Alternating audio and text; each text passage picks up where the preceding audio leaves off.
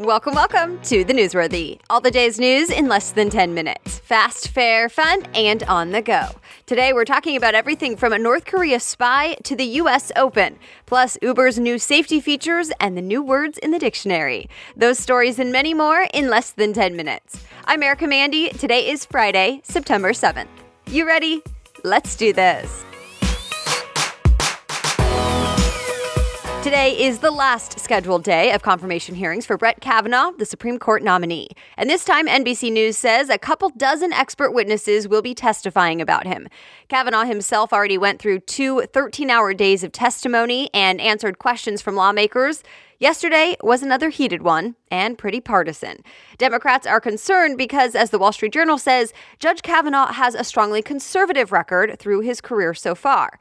Yesterday, Democrats questioned Kavanaugh about a 2003 email that dealt with abortion rights. And the New York Times says some are worried that he seemed to refer to birth control as abortion-inducing drugs. Kavanaugh continued to say he evaluates cases with independence and an open mind, and he does not provide his personal opinion. An alleged North Korean spy is now charged with hacking into U.S. companies and stealing from banks around the world. The U.S. Department of Justice says that same spy is responsible for that big hack on Sony back in 2014. Remember that? One North Korean man was charged with computer and wire fraud.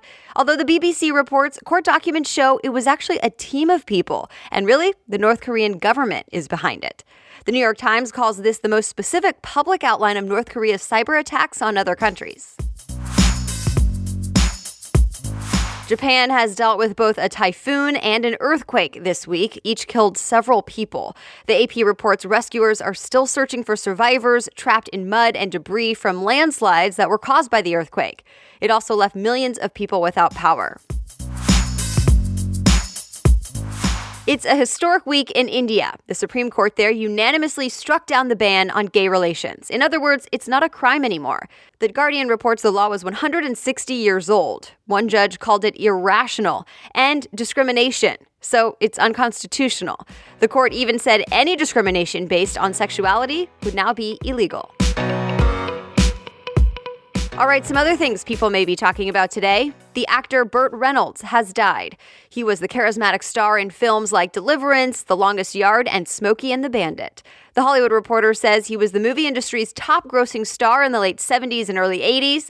He died at the hospital yesterday. He was 82. It's a big weekend for the U.S. Open. Serena Williams is just one win away now from her 24th Grand Slam title, which means she could tie for the record number of wins at a major tennis tournament. But first, she'll take on Naomi Osaka on Saturday in the U.S. Open final. The men's singles final is on Sunday. The big question is, will the number 1 seeded Rafa Nadal make it there? Stay tuned. And by the way, the Philadelphia Eagles won the NFL season opener last night against the Atlanta Falcons. A quick thank you to our sponsor today, FabFitFun. Have you signed up yet? If you're not familiar, FabFitFun is a seasonal subscription box with full-size beauty, lifestyle, and fitness products. I really love this box. I love the variety. You get quality products for all aspects of your life that you'll actually use. I don't always have time to shop for myself and treat myself, so this is my way to do that. Plus, it's fun to get in the mail 4 times a year. It retails for $49.99, but always has a value of more than $200.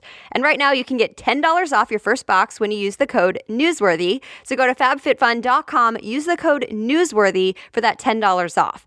And by the way, for each box, you get to customize some of the items or choose to be surprised. So in the fall box, you can choose between a stainless steel teapot, like I got, or a coffee press. And that's just one of the many things you get with the fall box, which, by the way, will sell out. So head on over to fabfitfun.com and use the code Newsworthy. Now, back to the news. Hotels are trying to help make their employees feel safer. The AP reports employees at more than 18,000 hotels in the U.S. will soon get panic buttons to carry around with them. That includes big chains like Marriott, Hilton, and more.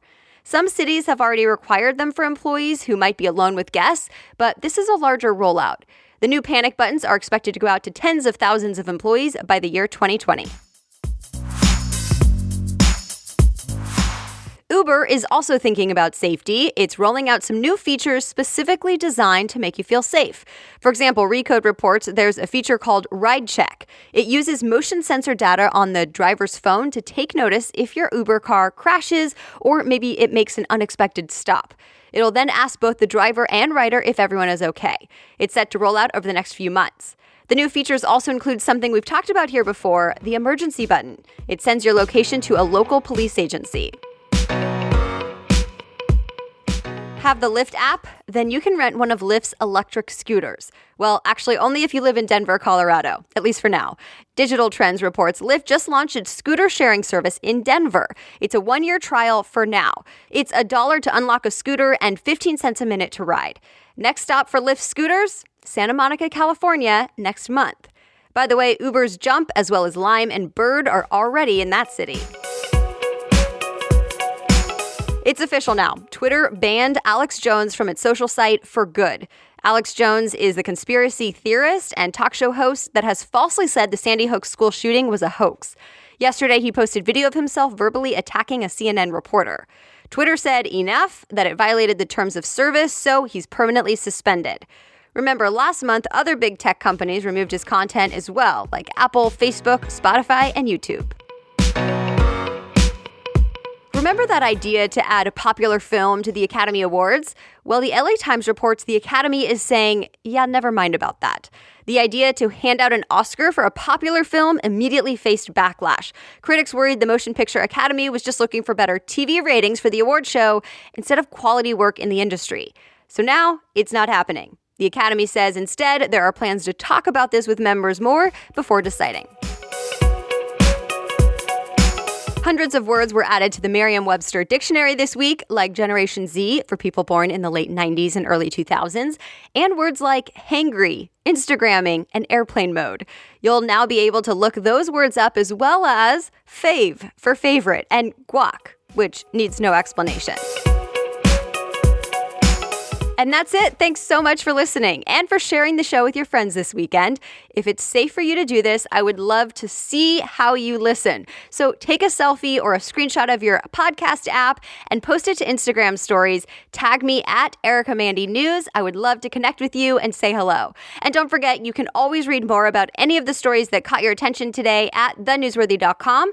Just click episodes and find today's date. The Newsworthy is ready for you every day, Monday through Friday by 4 in the morning. So I'll be back with more news on Monday. Have a great weekend.